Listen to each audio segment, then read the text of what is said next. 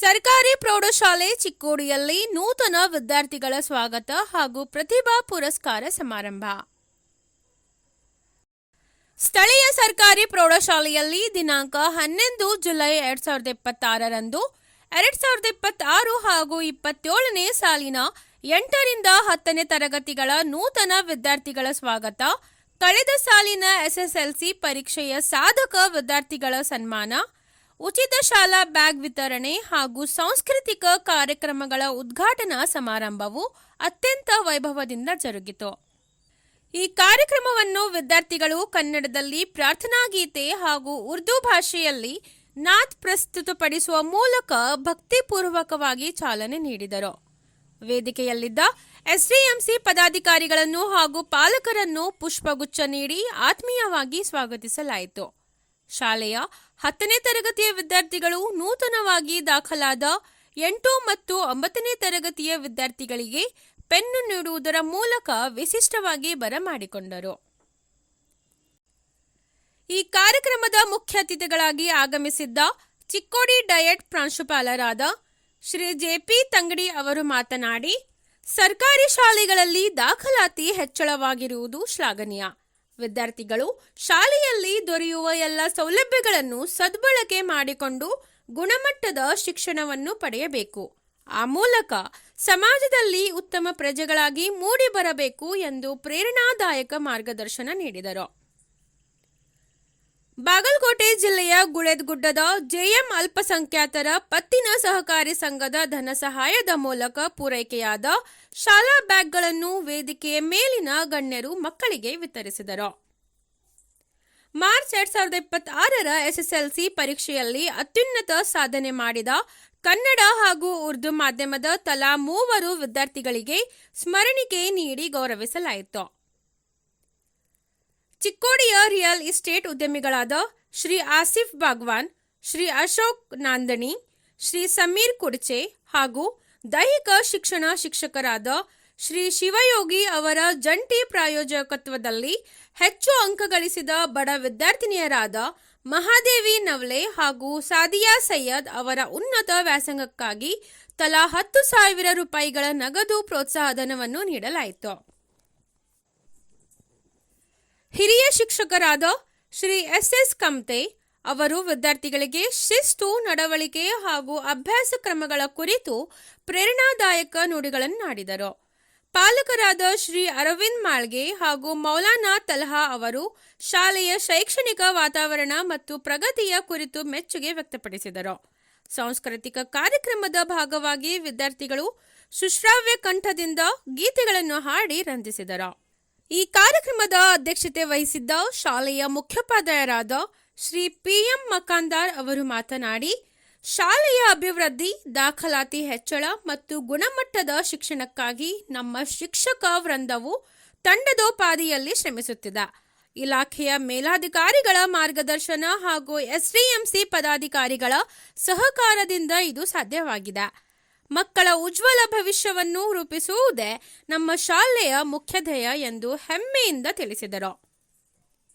ಈ ಕಾರ್ಯಕ್ರಮದಲ್ಲಿ SDMC ಅಧ್ಯಕ್ಷರಾದ ಶ್ರೀ ಬಸವರಾಜ್ ಧಾಮನ್ನವರ್, ಸದಸ್ಯರಾದ ಶ್ರೀ ಹೈದರ್ ಅಲಿ ಹಡಲ್ಗೆ, ಶ್ರೀ ಹುಸೇನ್ ಬೇಪಾರಿ, ಶ್ರೀ ಉದಯ್ ಕಾಡಾಪುರೆ, ಪಾಲಕರಾದ ಮೌಲಾನಾ ತಲ್ಹಾ ಸಾಹಬ್, ಶ್ರೀ ಅರವಿಂದ್ ಮಾಳ್ಗೆ, ಶ್ರೀ ಸುನೀಲ್ ದೇವಋಷಿ ಉಪಸ್ಥಿತರಿದ್ದರು.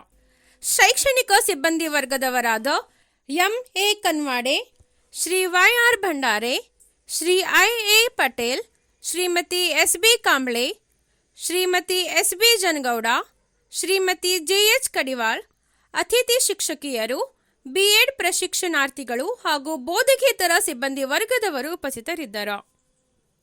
ವಿದ್ಯಾರ್ಥಿಗಳಾದ ಐಶ್ವರ್ಯ ಭಜಂತ್ರಿ, ಲಕ್ಷ್ಮೀ ನಾಯ್ಕ್, ತಸ್ಮಿಯಾ ನದಾಫ್, ಸಫವಾನ್ ಗೋಲಂದಾಜ್, ಆಫಿಯಾ ಸೈಯದ್, ಝೋಯಾ ದಾನ್ವಾಡೆ ಮತ್ತು ಜಿಯಾ ಮುಲ್ಲಾ ಇವರೆಲ್ಲರೂ ಜೊತೆಗೂಡಿ ಇಡೀ ಕಾರ್ಯಕ್ರಮವನ್ನು ಅಚ್ಚುಕಟ್ಟಾಗಿ ನಡೆಸಿಕೊಟ್ಟರು.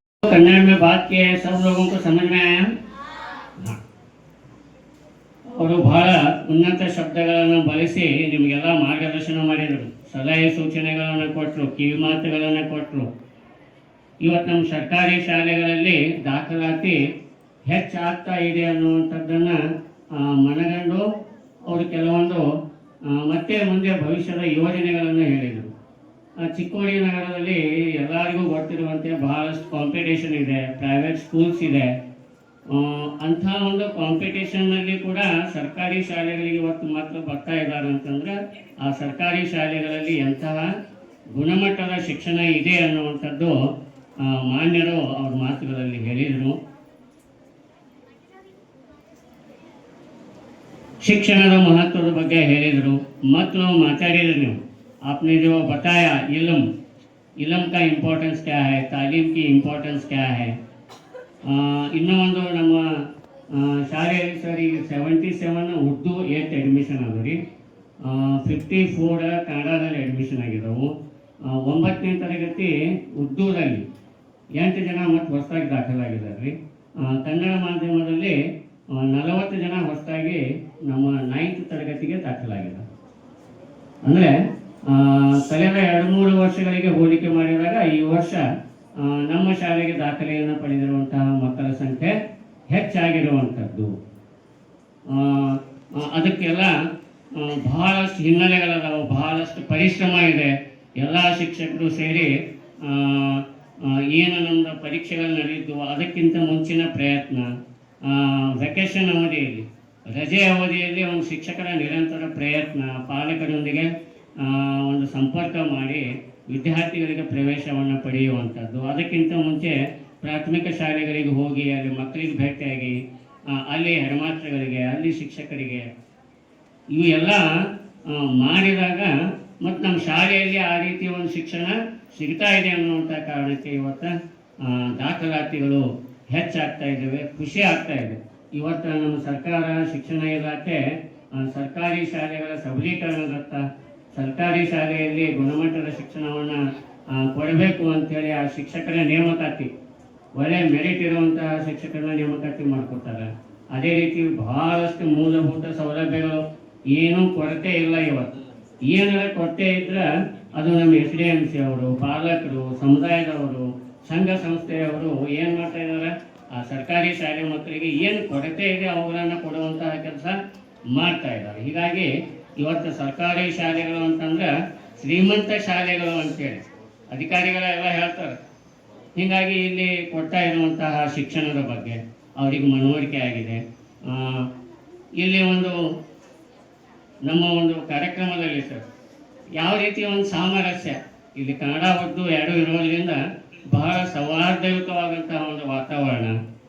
ಅಲ್ಲಿ ಉರ್ದು ಮಕ್ಕಳಿಗೂ ಅವಕಾಶ, ಕನ್ನಡ ಮಕ್ಕಳಿಗೂ ಅವಕಾಶ, ಎಲ್ಲರೂ ಒಂದು ಕೂಡಿ ಒಡನಾಟದಿಂದ ಇಲ್ಲಿ ಶಾಲೆ ಏನು ನಡೀತಾ ಇದೆ, ಇದು ನಮಗೆ ಭಾಳ ಒಂದು ಖುಷಿ ಆಗ್ತಾ ಇದೆ.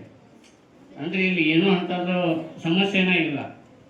ಮಾಧ್ಯಮಗಳು ಬೇರೆ ಇದ್ರೂ ಕೂಡ ಎಲ್ಲ ಕೆಲಸ ಕಾರ್ಯಗಳು ಕೂಡಿ ಆಗ್ತವೆ. ಎಲ್ಲ ಶಿಕ್ಷಕರು ಒಟ್ಟಿಗೆ ಸೇರಿ ಎಲ್ಲ ಮಕ್ಕಳ ಬಗ್ಗೆ ಕಾಳಜಿ ಮಾಡೋದು ಮತ್ತು ಎಲ್ಲ ಮಕ್ಕಳು ಮಿಂಗಲಾಗಿ ಈ ಶಾಲೆಯಲ್ಲಿ ವ್ಯಾಸಂಗ ಮಾಡೋದು, ಇದು ಮುಂದೆ ನಮ್ಮ ಸಮುದಾಯದಲ್ಲಿ, ಸಮಾಜದಲ್ಲಿ ಒಂದು ಸೌಹಾರ್ದಯುತ ಬದುಕನ್ನು ಕಟ್ಕೊಳ್ಳಿಕ್ಕೆ ನಮ್ಮ ಶಾಲೆಯಲ್ಲಿ ಮಕ್ಕಳಿಗೆ ತರಬೇತಿ ಸಿಗ್ತಾ ಇದೆ ಅನ್ನುವಂಥ ಮಾತನ್ನು ಹೇಳಲಿಕ್ಕೆ ನನಗೆ ಹೆಮ್ಮೆ ಆಗ್ತದೆ. ಯಾಕಂತಂದ್ರೆ ಮುಂದೆ ಸಮಾಜದಲ್ಲಿ ಇವತ್ತು ನೋಡ್ತಾ ಇದ್ದೀವಿ ನಾವು ಏನೇನು ಆಗ್ತಾ ಇದೆ ಅನ್ನುವಂಥದ್ದು.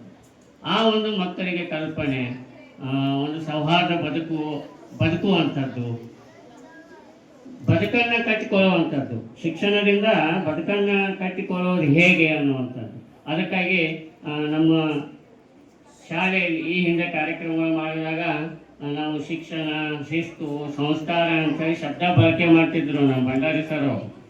ಆ ಶಬ್ದಗಳು ಬಳಕೆ ಮಾಡಿ ಇವತ್ತು ಏನು ಮಾಡಿಬಿಟ್ಟಿವಿ ನಾವು, ನಮ್ಮ ಶಾಲೆಯ ಲೋಗೋದಲ್ಲಿ, ನಿಮ್ಮ ಬ್ಯಾಗ್ ಮೇಲೆ ಇದೆ, ಅದು ನಮ್ಮ ಬ್ಯಾನರ್ನಲ್ಲಿ ಕೂಡ ಇದೆ.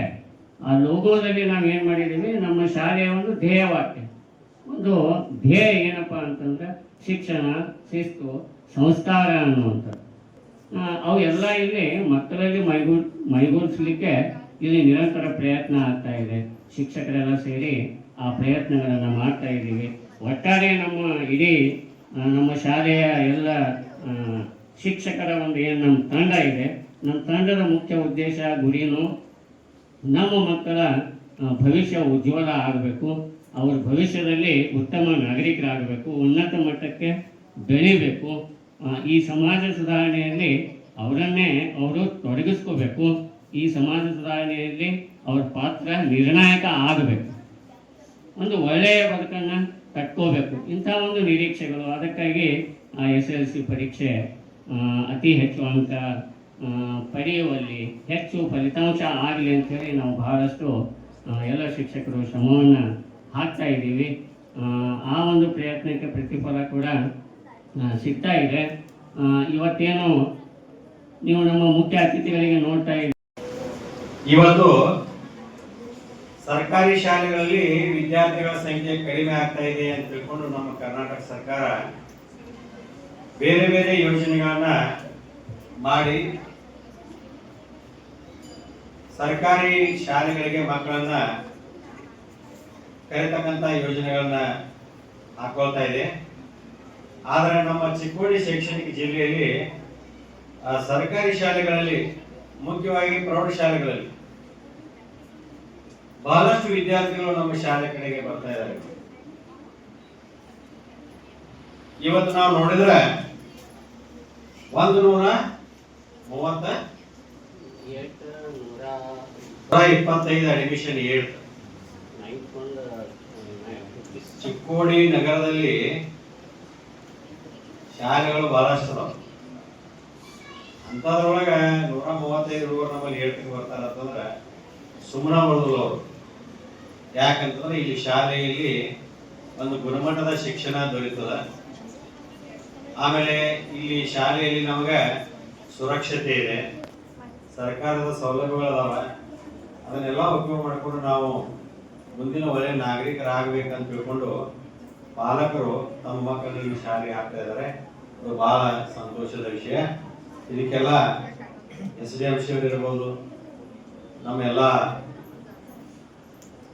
ಪಾಲಕರಿರ್ಬೋದು, ಅದರ ಜೊತೆಗೆ ಶಿಕ್ಷಕರು ಒಳ್ಳೆಯ ಒಂದು ಕರ್ತವ್ಯವನ್ನು ನಿರ್ವಹಿಸಿ ವಿದ್ಯಾರ್ಥಿಗಳಿಗೆ ವಿದ್ಯಾದಾನ ಮಾಡುತ್ತಿರುವುದಕ್ಕೆ ಇದೆಲ್ಲ ಸಾಕ್ಷಿಯಾಗಿದೆ. ನಾನು ನೋಡಿದೆ ಬಹಳಷ್ಟು ಶಾಲೆಗಳಲ್ಲಿ ಕಾರ್ಯಕ್ರಮಗಳು ನಾವು ಮಾಡ್ತೀವಿ. ಎಲ್ಲ ನಮ್ಮ ಶಿಕ್ಷಕರು ಕಾರ್ಯಕ್ರಮ ನಿರ್ವಹಿಸೋದು, ಸ್ವಾಗತ ಮಾಡೋದು ಅಥವಾ ಭಾಷಣ ಮಾಡೋದು ಹೆಚ್ಚು ಶಿಕ್ಷಕರು ಮಾಡ್ತಿರ್ತಾರೆ. ಬಟ್ ಇಲ್ಲಿ ನೋಡಿದ್ರೆ ನಾವು ಎಲ್ಲ ವಿದ್ಯಾರ್ಥಿಗಳು ಮಾಡಕತ್ತಾರೆ. ಅಂದ್ರೆ ಗುಣಮಟ್ಟದ ಶಿಕ್ಷಣ, ಕ್ವಾಲಿಟಿ ಆಫ್ ಎಜುಕೇಶನ್ ಅಂತಂದ್ರೆ ಒಂದು ಶಬ್ದ ಅಲ್ಲ ಅದು. ಈ ಶಾಲೆಯಲ್ಲಿ ಆ ಮಕ್ಕಳಲ್ಲಿ ಅಂತ ಒಂದು ಸಾಮರ್ಥ್ಯ ಬರಬೇಕಾದ್ರೆ ಆ ಶೈಕ್ಷಣಿಕವಾಗಿ ವಿದ್ಯಾರ್ಥಿಗಳು ಅಷ್ಟು ತಯಾರಾಗಬೇಕಾದ್ರೆ ನಾವು ಗುಣಮಟ್ಟದ ಶಿಕ್ಷಣವನ್ನು ನೀಡಿದಾಗ ಆ ವಿದ್ಯಾರ್ಥಿಗಳಿಗೆ ಬೇಕು ಬೇಡಗಳನ್ನು ನಾವು ಪೂರೈಸಿದಾಗ ಮಾತ್ರ ಅದು ಸಾಧ್ಯ ಆಗ್ತದೆ. ಅವ್ರ ಧೈರ್ಯ ನೋಡಿದೆ ನಾವೆಲ್ಲರೂ ಕುಂತೀವಿ, ಅವ್ರು ಯಾವುದೂ ವಿಚಾರ ಮಾಡೋದಿಲ್ಲ, ಧೈರ್ಯದಿಂದ ಮಾತಾಡ್ತಾರೆ. ಆಮೇಲೆ ಕನ್ನಡದಲ್ಲಿಯೂ ಅತ್ಯಂತ ಸುಲಲಿತವಾಗಿ ಸ್ಪಷ್ಟವಾಗಿ ಮಾತನಾಡ್ತಕ್ಕಂಥದ್ದು. ಉರ್ದುದಲ್ಲಿಯೂ ಸಹಿತ ವಿದ್ಯಾರ್ಥಿನಿಯರು ಬಹಳಷ್ಟು ಒಂದು ಉತ್ಸಾಹದಿಂದ ಅವರು ತಮ್ಮ ಭಾಷೆಯ ಮೇಲೆ ಪ್ರಭುತ್ವವನ್ನು ಹೊಂದ್ಕೊಂಡು ಮಾತಾಡಕತ್ತಾರ ಅಂತಂದ್ರೆ ಅದು ಸುಮ್ಮನೆ ಬರುವಂಥದ್ದಲ್ಲ. ಈ ಶಾಲೆಯಲ್ಲಿ ಗುಣಮಟ್ಟದ ಶಿಕ್ಷಣವನ್ನು ನಾವು ನೀಡ್ತಾ ಇದ್ದೀವಿ ಅನ್ನೋದಕ್ಕೆ ಅವೆಲ್ಲ ಸಾಕ್ಷಿಗಳು. ಅದೆಲ್ಲವನ್ನ ನಾವು ಕನ್ನಡ ವಿಭಾಗದ ಶಿಕ್ಷಕರಿರ್ಲಿ, ಉರ್ದು ವಿಭಾಗದ ಶಿಕ್ಷಕರಿರ್ಲಿ, ಎಲ್ಲರೂ ನಿಮ್ಮ ಪ್ರಯತ್ನಕ್ಕ ನಾವು ಬೆಂಬಲವಾಗಿ ನಿಂತಿರ್ತೀವಿ. ಅದಕ್ಕ ತಾವೆಲ್ಲ ಈಗ 98, 96 ಮಾಡ್ಯಾರಲ್ಲ, ಅವ್ರಂಗ ನೀವು ಕೂಡ 98, 99 ಇನ್ನೂ ಹೆಚ್ಚ ಮಾಡ್ತೀವಿ ಅನ್ನೋಂತ ಒಂದು ಗುರಿಯನ್ನು ಇಟ್ಕೊಂಡು ಎಲ್ಲರೂ ಪ್ರಯತ್ನ ಮಾಡ್ರಿ. ಆ ಪ್ರಯತ್ನಕ್ಕ ನಾವು ಎಲ್ಲ ಶಿಕ್ಷಕ ಬಳಗ ನಿಮ್ ಜೊತೆ ಇರ್ತದ. ಆ ಮುಂದಿನ ವರ್ಷ ನೀವು ಕೂಡ ಇಲ್ಲಿ ಸತ್ಕಾರ ಮಾಡುವಂಗ ಮಾಡ್ಕೊಳ್ರಿ. इल्म हासिल करो। अभी हमें चीन जाने की जरूरत नहीं है। चिकोड़ी के तालुका स्कूल के अंदर ये जो बच्चे जिनका सत्कार किया गया, इन्होंने साबित कर दिया कि यहाँ इल्म का दरिया है, समंदर है। और आप सब भी जानते हैं कि समंदर से बहुत से लोग क्या क्या निकालते हैं। मछेरे मछलियां निकालते हैं, हीरे मोती वाले हीरे मोती निकालते हैं, और नमक वाले नमक निकाल कर लेते हैं। समंदर है, जो कुछ है वो सब निकाल लेते हैं। यही तालुका स्कूल चिकोड़ी की अब इस साल इतने बच्चों का यहाँ एडमिशन हुआ है, तो आप ये ना समझिए कि बस ये आए और आकर एडमिशन कर लिए, नहीं, सबसे पहले ये रिजल्ट देखे हैं कि यहाँ बच्चों का क्या रिजल्ट है, तब जाकर इन बच्चों को यहाँ एडमिशन किया गया। आपके घर पर, आपके स्कूल में भी बहुत से स्कूल से आए थे, हमारे हाई स्कूल के अंदर आपके बच्चों को डालो, लेकिन आपके पेरेंट्स ने इस स्कूल को चॉइस किया, इसका मतलब है कि यहाँ कुछ है। लेकिन यहाँ आने के बाद अगर फिर भी हमारा दामन खाली है, हमारे झोले में कुछ भी नहीं है, उस्तादों ने दिया, पढ़ा, हमने पढ़ा नहीं, तो फिर हमारा कोई फायदा नहीं है। इल्म से आदमी ऊंचा बनता है, इल्म से आदमी को बहुत कुछ मिलता है। अगर हमने मेहनतें की, जैसे तनवीर सर ने कितनी बातें, कितनी अच्छी अच्छी बातें बताई हमको, अगर इन बातों को हम लेकर चलेंगे तो दुनिया के हम जिस कोने में भी हम जा सकते हैं, हम उसको, उन्होंने एक बात ये कही कि खुसूसन मोबाइल से दूर रखना। इस वक्त सबसे बड़ा खतरनाक फितना और सबसे बड़ी खतरनाक जो चीज है इंसान के हाथ में मोबाइल। इसलिए मैं इस स्कूल के जितने भी बड़े हैं, टीचर्स हैं, प्रिंसिपल है, इनसे मैं दरख्वास्त करता हूँ कि आप जो इनको होमवर्क देते हैं, कम से कम होमवर्क इनको, पेरेंट्स ने भी अपने बच्चियों को पढ़ाया है, सिखाया है घर के अंदर। लॉकडाउन से पहले कोई ये सिस्टम नहीं था ऑनलाइन वाला, अभ्यास वगैरह सारे बच्चे स्कूल से लेकर आते थे। आप इसका एक मुताला करके देखें, तिब्बी एतबार से, डॉक्टरी एतबार से, बच्चे जितना मोबाइल को सामने से देखेंगे उतना ही उनको आंखों को इफेक्ट पड़ेगा। इसलिए मैं स्टाफ से दरख्वास्त करता हूँ कि आप जितना भी कुछ होमवर्क देने वाले हैं, इनको कोशिश कीजिए कि स्कूल से ही इनको देकर भेजें। ये बच्चे अभ्यास के बहाने से मोबाइल तो ले लेते हैं, एक तो इनकी आंखों का मसला है। अब इल्म हासिल करने के लिए इन्होंने अपने आंखें ही ज़ाया कर दिया, तो क्या आगे चलकर ये बड़े पोजीशन पर पहुंचेंगे। इसलिए मेरी ये दरख्वास्त है कि अल्हम्दुलिल्लाह पढ़ाई तो यहाँ बहुत अच्छी है, कन्नड़ा मीडियम के एतबार से हो या उर्दू मीडियम के एतबार से, बच्चों ने जो अपना कुछ पेश किया उससे हमारा दिल मुतमईन भी है, और आगे हम तमन्ना भी करते हैं कि हमारे बच्चे दुनिया के बड़े बड़े कोनों में जाकर कोई डॉक्टर बने, कोई इंजीनियर बने, कोई प्रोफेसर बने, दुनिया के कोने कोने में जाकर ये मेहनतों करके आगे। ನಮ್ಮ ಶಾಲೆ ಗುರುಗಳು ಹಾಗೂ ಗುರುಮಾತ್ರೆ ಪ್ರಯತ್ನ ಕೂಡ ಇದೆ. ಯಾಕಂದ್ರೆ ನಾನು ನೋಡ್ತಾನೆ ಬರ್ತಾ ಇದ್ದೀನಿ ಮೊದಲಿಂದನು. ಯಾಕಂದ್ರೆ ಗುರುಗಳ ಮಾರ್ಗದರ್ಶನ ಅತಿ ಅವಶ್ಯಕ.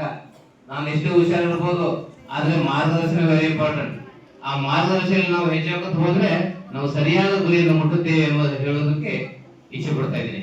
ಎಲ್ಲ ಮಕ್ಕಳು ಈಗ ನಿಮ್ಮ ಅಣ್ಣಗಳು ಅಕ್ಕಗಳು ಯಾವ ರೀತಿ ಪ್ರಶಸ್ತಿ ಪಡೆದ್ರು, ಸಾಧನೆ ಪಡೆದ್ರಲ್ಲ, ಪ್ರಶಸ್ತಿಗಳು ಸತ್ಕಾರ ಮಾಡಿಸ್ಕೊಂಡಿದ್ರು, ಅದೇ ರೀತಿ ನೀವು ಕೂಡ ಎಲ್ಲರೂ ಅದೇ ವೇದಲ್ಲಿ ಪ್ರಯತ್ನ ಮಾಡಿ ಅಂತ ಹೇಳುತ್ತಾ ನನಗೆ ಮಾತನಾಡಕ್ಕೆ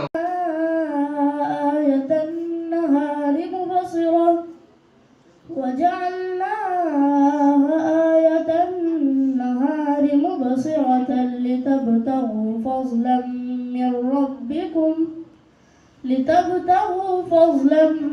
من ربكم ولتعلموا عدد السنين والحساب. We are lucky, fortunate to have both in our chief guest. इस महफिल में शिरकत फरमा मेहमान खुसूसी डाइट प्रिंसिपल सर जेपी तनगड़ी, मैं इनका भी तहे दिल से इस्तकबाल करती हूँ और तमाम ಬೆನ್ನು ಕೊಡುವ ಮೂಲಕ ಸ್ವಾಗತಿಸಲು ಬರುತ್ತಿದ್ದಾರೆ ಶ್ರಾವಣಿ ಪಾತರ್ವಟ್, ವೈಷ್ಣವಿ ಗಾಡಿವಟರ್, यशोदा मेत्री, महेक मुल्ला, प्रियंका हडाडी। खिदमत में मोहब्बत, एहतराम और अकीदत के फूल पेश करके उनकी इज्जत अफजाई करना चाहते हैं।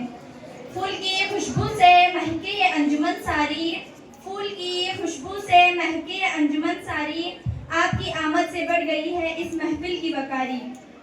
अब मैं निहायत अदब और एहतराम के साथ गुजारिश करती हूँ कि 8वीं जमात ತಿಳಿಯೋಣ ಸಮಾಜಶಾಸ್ತ್ರವ ಕಲಿಯೋಣ ಶಾಲೆಯಲ್ಲಿ ಕಲಿತು 9ನೇ ತರಗತಿಯಲ್ಲಿ ಹೊಸದಾಗಿ ಬಂದಿರುವ ವಿದ್ಯಾರ್ಥಿಗಳಿಗೆ ಪೆನ್ನು ಕೊಡುವ ಮೂಲಕ motivation.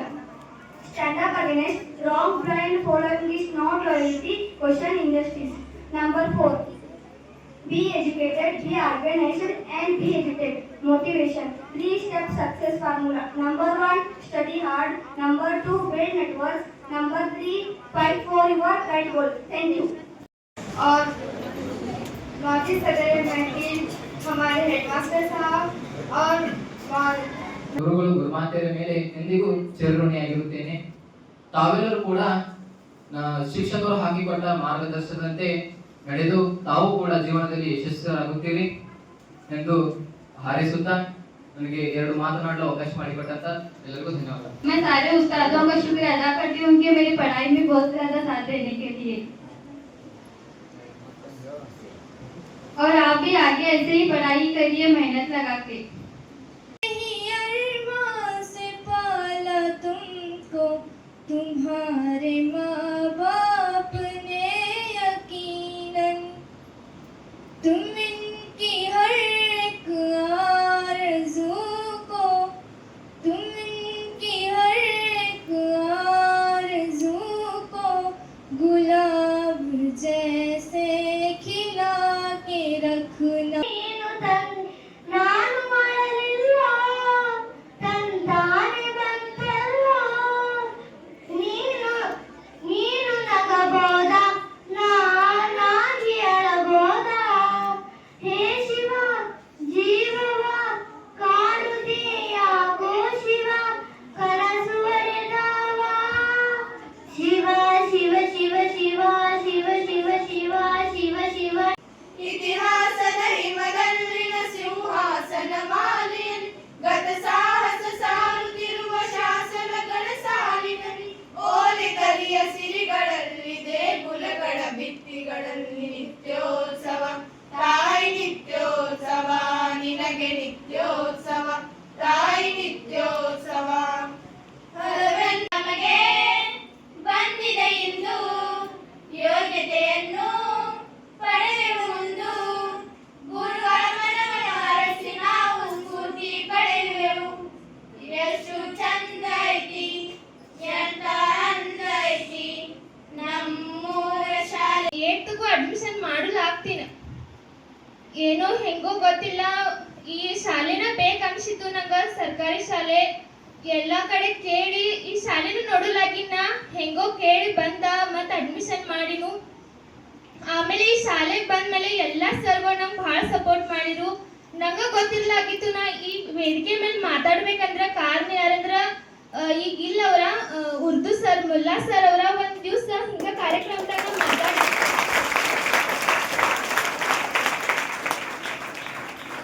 ಅದರಿಂದ ಅವರ ಏನೋ ಈ ಹುಡುಗಿಯಲ್ಲಿ ಏನೋ ಈ ಭಾಷಣ ಕಲೆ ಐತೆ ಅಂತ ಅವ್ರು ಯಾವುದೋ ಒಂದು ಕಾರ್ಯಕ್ರಮ ಇರಲಿ ಮಾದೇವಿ ನೀ ಮಾತಾಡಬೇಕು ನೀ ಮಾತಾಡ್ತಿ ಅಂತ ಅವ್ರ ಮತ್ತು ನಮ್ಮ ಹಿಂದಿ ಶಿಕ್ಷಕರಾದ ಶಾಹಿದ್ ಸರ್ ಅವ್ರ ನಮ್ಗೆ ಮುಂದೆ ತಳ್ತಿರು ಮಾತಾಡ್ತಿ ಮಾತಾಡಂತ.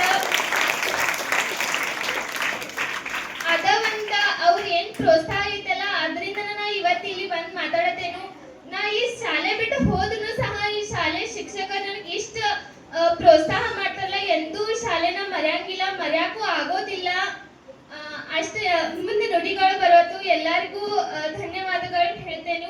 ಹಾಗಾನ ಎಲ್ಲೂ ಹೋದ್ರೂ ಈ ಶಾಲೆಗೆ ಯಾವತ್ತು ಚಿರಋಣಿಯಾಗಿ ಇರ್ತೇನೆ ಅಂತ ಹೇಳಿ ನನ್ನ 2 ಮಾತುಗಳನ್ನು ಮುಗಿಸ್ತೇನೆ. ಧನ್ಯವಾದ.